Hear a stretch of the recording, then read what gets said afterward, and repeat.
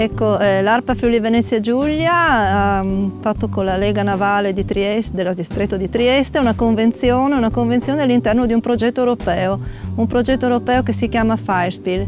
L'ARPA partecipa a parecchi progetti europei, quello di cui stiamo parlando in questo momento è un progetto che si occupa di gestire in maniera innovativa le emergenze anche transfrontaliere, le emergenze a mare. In questo contesto il progetto Firespill segue l'andamento principalmente, almeno per quello che è competenze dell'ARPA, dell'inquinamento degli oli spill, cioè quelli che possono andare a mare a causa di un inquinamento da idrocarburi o di questo tipo. L'ARPA, in collaborazione con la Lega Navale, ha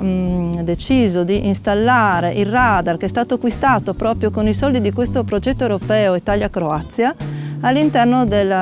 sulla vecchia diga di Trieste.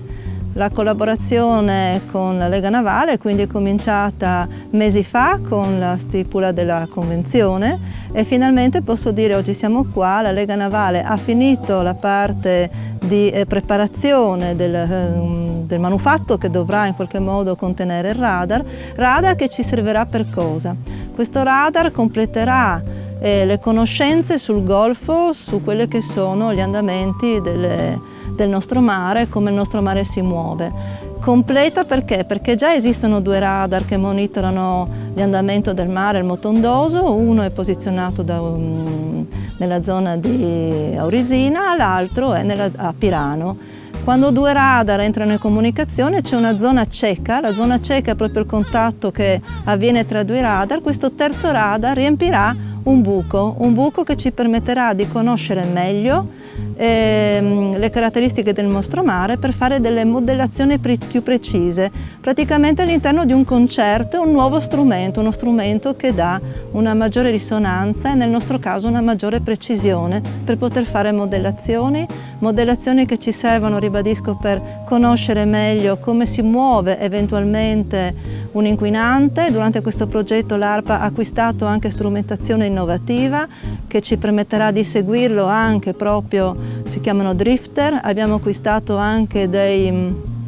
droni che quindi ci permettono di seguire dall'alto, mentre i drifter vengono buttati a mare e seguono, proprio emettono un segnale, si muovono assieme all'onda e ci permettono di capire se il modello effettivamente sta seguendo quello che è l'effettivo andamento del Motondoso. Grazie a questo progetto quindi noi riempiamo queste conoscenze sul mare che noi studiamo e monitoriamo quotidianamente, facciamo uscite in mare ogni giorno per conoscere lo stato della qualità del nostro bellissimo mare, del Golfo che ha delle caratteristiche uniche, Golfo che ci permette di dare anche una vita marina portuale, una città portuale di Trieste come lo è, in cui l'ARPA partecipa appunto con le sue conoscenze e col suo know-how, e di questo devo ovviamente ringraziare la Lega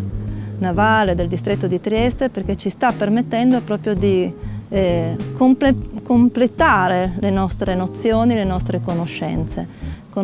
che sono la base di quelli che sono tutti gli studi e tutte le attività che l'uomo deve poter fare.